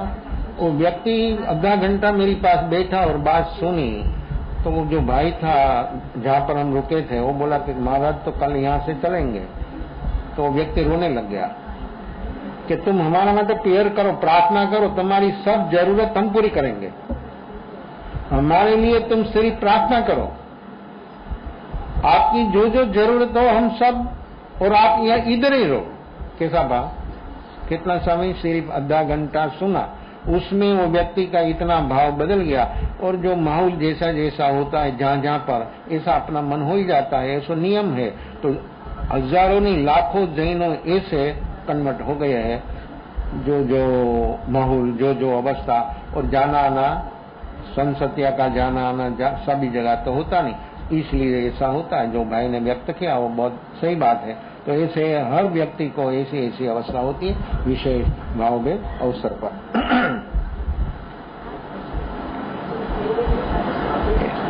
ले लो, ले लो, याद है,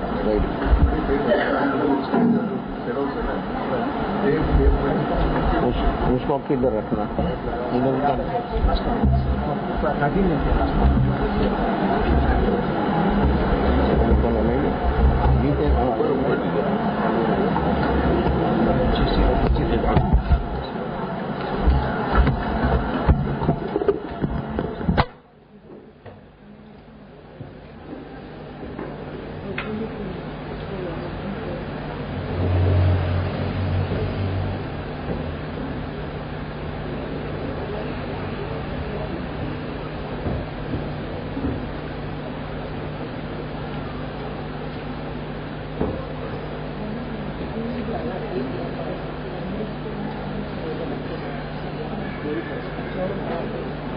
Ya.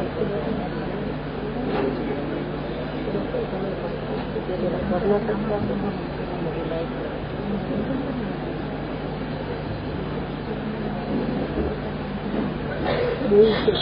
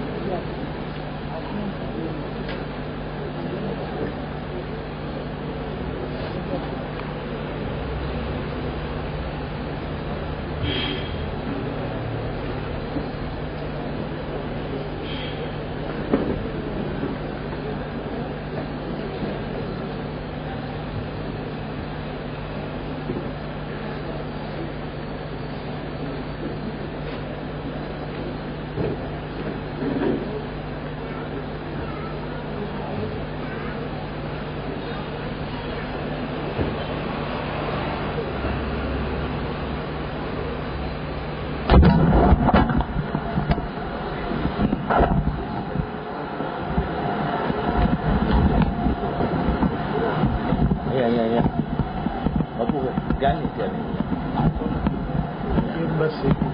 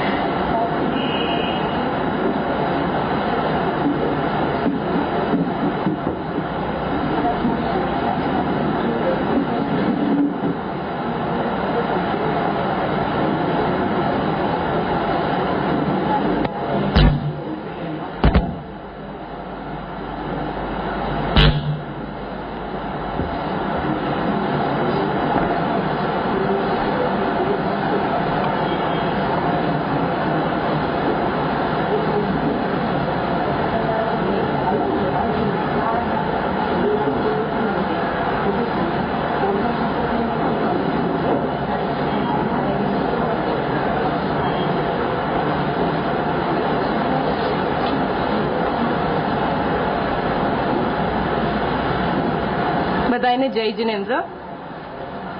પૂજ્ય જસરાજજી મહારાજ સરના ચરણોમાં અમારા કોટી કોટી વંદન. રજૂ થાય છે નવકાર મંત્રનો ડાન્સ.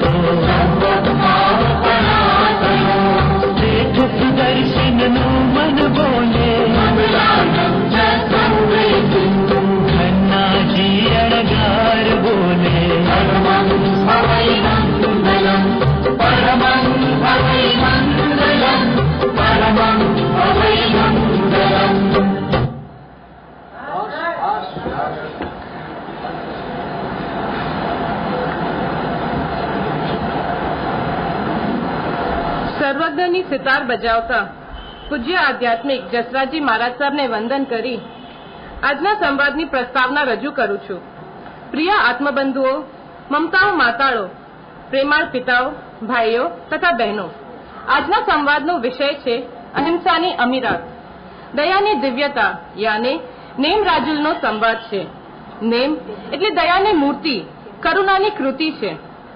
પશુઓનો પોકાર સાંભળી થાક મારતી જાન જતી હતી તે પાછી ફરી અને નેમના વિરહે રાજુલે પણ પતિના પગલે પ્રયાણ કર્યું તે નજરે નિહાળીએ. નાટકના પાત્રોના નામ છે ચેતના લાખાણી છે નેમકુમાર, અમી વિરાણી છે રાજુલ, પાયલ માતલિયા છે કૃષ્ણ મહારાજ, નેહા દોશી છે ઉગ્રસેન મહારાજ, ઉષ્મા વોરા છે સારથી, મહારાણી છે નિધિ લાખાણી ને કાજલ મહેતા છે રાણી. રાજુલની સખીઓ છે જિજ્ઞાસ સુતરિયા ને એકતા માટલિયા. અન્ય કલાકાર બીજા છે મેઘા રામનુજમ અને અપેક્ષા દવે. તો રજૂ થાય છે આજનો નેમ રાજુલનો સંવાદ.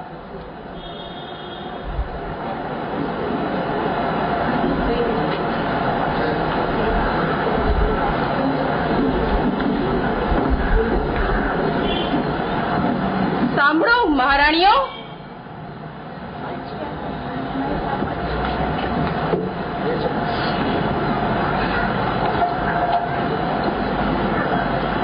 આજે હું તમને એક ખાસ વાત કહેવા માંગુ છું જે સાંભળી આપ અત્યંત પ્રસન્ન થઈ જશો. કહો સ્વામીના, એવી તે શું વાત છે જે કહેતા આપનું હૃદય હર્ષના હિરણા થઈ ગયું છે? અમને જલ્દી વાત કહો જેથી અમો પણ આપણા આનંદમાં સાથ આપી શકીએ. તમે સૌ કોઈ જાણો છો કે હવે નેમકુમાર બાળક નથી, તે એક તેજસ્વી રાજકુમાર બની ગયો છે. તે બધી વિદ્યાઓમાં પારંગત થઈ ગયો છે અને તે વિદ્યામાં પણ અણુકટ થઈ ગયો છે. તેથી એને એક વિનયવાન, બહાદુર તથા બાહોશ રાજકુમાર છે. તેનામાં ગંભીરતા, સરળતા, નમ્રતા રહેલી છે. તેથી તેને એક ગુણિયલ, સુંદર અને સુશીલ કન્યા સાથે પરણવવાનો મારો વિચાર છે. તો શું આપ મારી આ બાબતમાં સહમત છો? સ્વામી, ખરેખર આપનો વિચાર જાણી અમે લોકો ખુશી થયા છે. અમે બધા પણ ઈ જ ઈચ્છીએ છીએ કે નેમકુમારના લગ્ન જલ્દી થાય અને અમને દેરાણી પણ મળે. તમે લોકો સહમત થયા એ તો ઠીક, પણ નેમકુમાર માનતા નથી. તેઓ હમણાં આ સંસારના બંધનમાં બંધાવા નથી માંગતા. તો તમે તમારા દિયરજીને પરણાવવા માટે સમજાવો. જરૂર.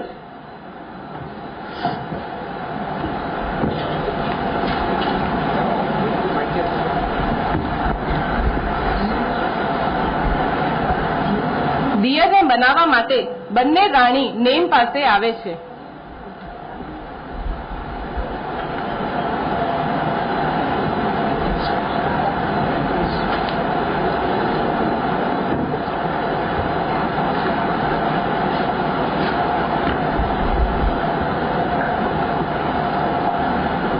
સાંભળજો દિયરજી, અમે તમને એક ખાસ વાત કહેવા માંગીએ છીએ. કહો ભાભી, શી આજ્ઞા છે આપને? દિયરજી, આજે અમે તમારી પાસે એક વચનની માંગણી કરવાના છીએ.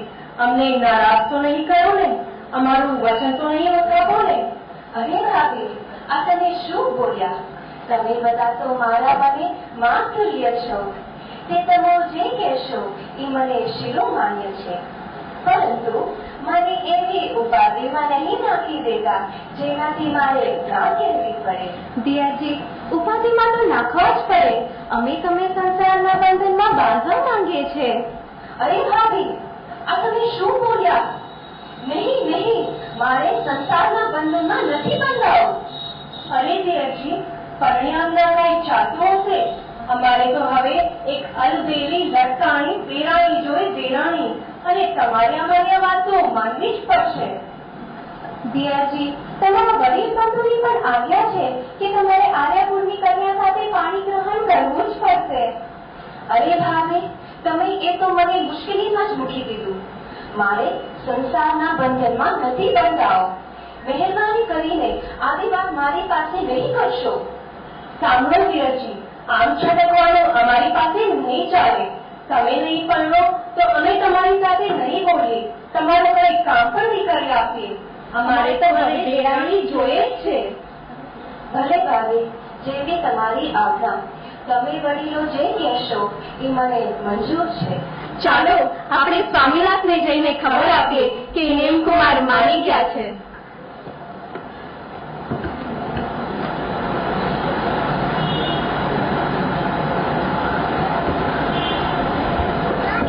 કૃષ્ણ મહારાજા ઉગ્રસેન રાજાની નગરીએ જાય છે. ઉગ્રસેન રાજાને એક પુત્રી છે. તેની સાથે નેમકુમારનું વેવિચાર નક્કી કરવા જાય છે.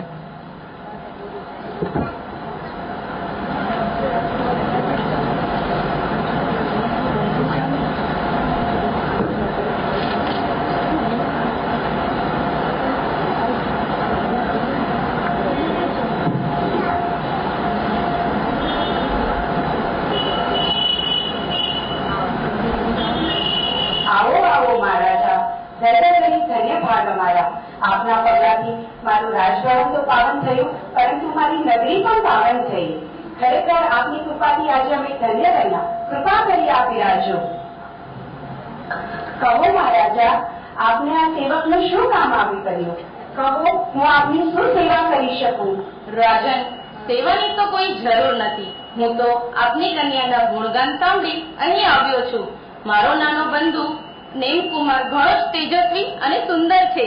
આપની કન્યા પણ રૂપે રંગે ઘણી જ ઉત્તમ છે. સાંભળ્યું છે કે તે ગુણિયાળ, સુંદર અને સુશીલ છે. તો હું આપની કન્યા સાથે મારા નાના બંધુનું સગપણ કરવા ઈચ્છું છું. તો શું આપ મારી આ બાબતમાં સહમત છો? અરે મહારાજા, આ શું બોલ્યા? આ તો ખરેખર મારા સદભાગ્ય કહેવાય. મારી રાજુ પણ ભાગશાળી છે. આપના બહાદુર બંધુ સાથે મારી દીકરીનું સગપણ થાય તો હું ખૂબ જ ખુશ છું. હું તો રાજી જ છું. હું તૈયાર જ છું. આપ પણ વહેલા મારી નગરીમાં જાણ લઈને પધારો. આપના જેવા જેઠ હોય તો મારી દીકરીને કશો જ વાંધો ન હોય. તો ભલે લગ્નની તૈયારીઓ કરીએ.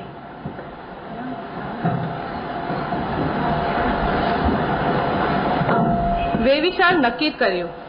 કૃષ્ણ રાજા પોતાની નગરીએ આવે છે અને મહારાણીને બોલાવીને વાત કરે છે. લગ્નની તૈયારી કરવાનું નક્કી કરે છે.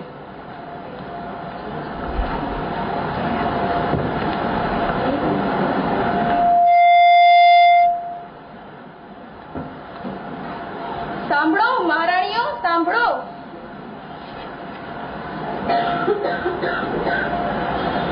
કહો સ્વામીનાથ. આજે હું તમને એક ખુશી ખબર આપવા આવ્યો છું. મારા નાના બંધુનું સગપણ હું ઉગ્રસેન રાજાની પુત્રી રાજુલ સાથે નક્કી કરીને આવ્યો છું. તો રાજ્યમાં મીઠાઈઓ વેચાવો અને લગ્નની તૈયારીઓ કરાવો. મહારાજ, એકવે કરતા રાજ્યમાં ત્રિપુટી કેવી સરસ શોભશે. હવે તો અમને દેરાણી મળશે. હવે તો જાન ક્યારે જોડાય તે જ દિવસની રાહ જોઈએ છે. તો ભલે લગ્નની તૈયારીઓમાં લાગી જાઓ. હા, જરૂર.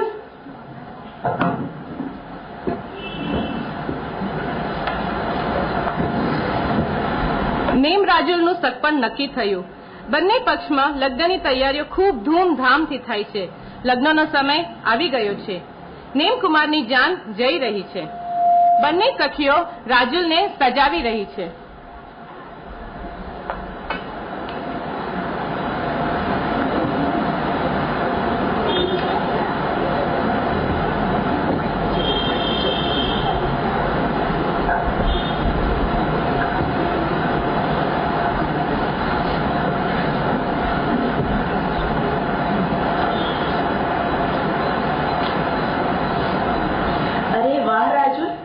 ચંદ્ર સમાન લાગે છે.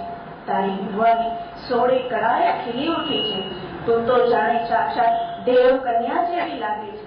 તારી સુંદરતા અને સૌમ્યતા જોઈ મારું હૈયું આનંદથી ઉભરાઈ ગયું છે.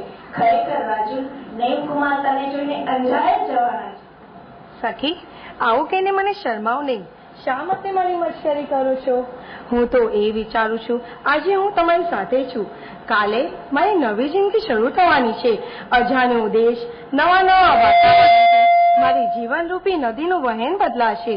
તમારું સ્નેહ, પ્રેમ, લાગણીની યાદ મને દિન રાત સતાવશે. ખરેખર રાજુ, તારા વગર અમને ગમશે નહીં. તારી યાદ અમે ઘણી વાર સતાવશે. આજે તું અમને છોડીને પીવની સાથે સ્વસ્વરૂપ રહી જશે. સખી, દરેક કુળવતીનો એક જ પંથ હોય છે અને એ પંથ છે એના પતિના ચરણ કમળમાં પહોંચવાનો. તમે લોકો પણ એક દિવસ એ પંથે જવાના જ છો. પણ અમને તારા વગર જરા પણ ગમશે નહીં. રમ્યા, જમ્યા, બેસીને વ્રત પૂજન કર્યા એ બધું કેવી રીતે ભૂલી જવાય? સખી, તારા વ્રત અને પૂજન આજે ફળ્યા છે. નેમકુમાર જેવા પ્રિયતમ મળ્યા છે. તારી આશાના ફૂલ ખીલ્યા છે.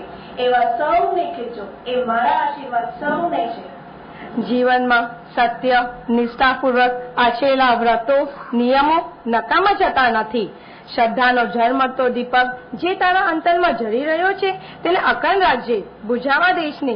તારી આશાની વેલ ઉપર એક દિવસ જરૂર ફૂલ બેસશે. એ બધું તો ઠીક રાજુ, પણ તું આજે જ અહીંયાથી સાસરે ચાલી જઈશ? હા, માતાજી પણ કહેતા હતા કે તું આજે જ અહીંથી જવાની છે. તારા વગર આ રાજભવનમાં કોઈને જરા પણ ગમશે નહીં. તારા વગર આ રાજભવન સૂનો લાગશે. આ મંદિર અને માળિયા ખાવાડો છે. ખૂબ ખૂબ અભિનંદન. યુગ યુગ જીવો. વરવધુની જુગલ જોડી સનાતન રહે. એ છે અમારા અંદરના આશીર્વાદ. ચાલો આપણે લગ્નની તૈયારીઓ જોઈએ.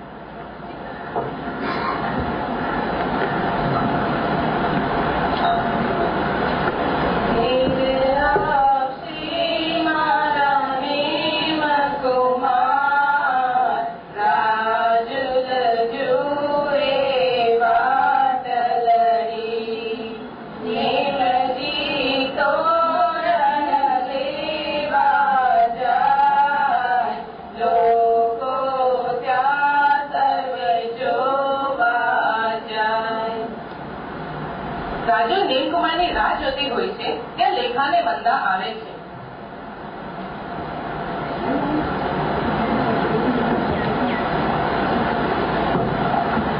સખી, કઈ બાજુથી આવો છો? કઈ નવીન સમાચાર હોય તો જાણવા ઈચ્છું છું. અમે હમણાં જ રાજઉદ્યાનમાંથી આવીએ છીએ. આજે તો નગરના બધા જ રસ્તાઓ અપૂર્વ રીતે સુશોભિત બનાવવામાં આવ્યા છે. નગરજનોએ ઠેર ઠેર આશાપાલોના તોરણો બંધાવ્યા છે. આંગણામાં મોતીના ચોક પૂરવામાં આવ્યા છે. કુમકુમના શાસ્ત્ર કરવામાં આવ્યા છે. એ જ નવીનતા અને તદ્દન નવા સમાચાર છે. એ બધું તો ઠીક, પણ કુમારને જોયા? લેખાએ તો કુમારને જોયા જ નથી. એ તો યાદવપુરના જાનૈયા, જાનડીનો ઠાઠમાં અને શણગારેલા રથોના અશ્વ વગેરે જોવામાં તલ્લીન હતી. તો ભાઈ તું જ કહે મંદા, તે શું જોયું? રાજુ, સાચું કહું તો મેં કુમારને ધારી ધારીને જોયા. તારા નેમકુમાર તું જાણે સાક્ષાત કામદેવના અવતારના હોય. સ્વયંનું રૂપ, સ્વયંની શોભા. પ્રિય સખી, તારું જીવન આજે ધન્ય બની ગયું છે. તારા વ્રત અને નિયમો સફળ થયા છે. તારા જન્મો જન્મોના પુણ્યનો સ્વીકારો આજે ચમક્યો છે. વાહ મંદા વાહ, તે તો કમાલ કરી નાખી. આટલા બધા વખાણ તું નહીં કરે તો કોણ કરશે? બોલ, શું ઇનામ આપું? ઇનામ પછી માંગી લઈશ. ચાલો ચાલો આપણે જલ્દી કરીએ. જાન આવવાનો સમય થઈ ગયો છે. જમાઈલા હમણાં માર્ગે આવી જશે. પણ સખી, આજે મારી ડાબી આંખ ફરકી રહી છે. એવું લાગે છે કઈ અશુભ થવાનું છે. સખી, તું શાંત બન, ધૈર્ય રાખ. એવું કાંઈ જ નહીં બને.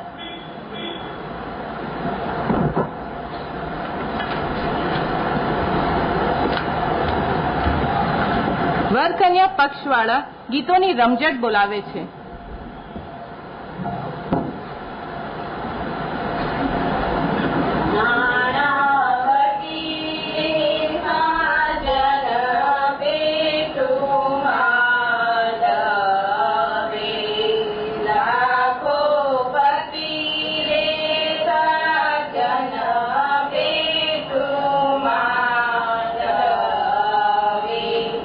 દેવા ભરી સભાના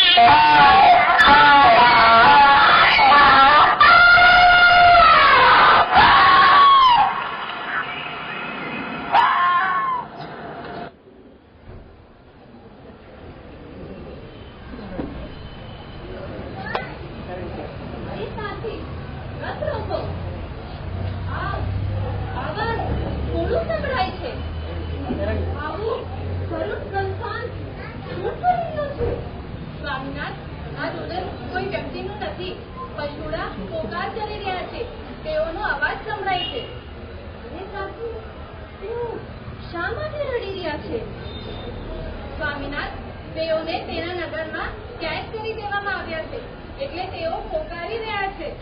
તેઓને શા માટે કેદ કરવામાં આવ્યા છે?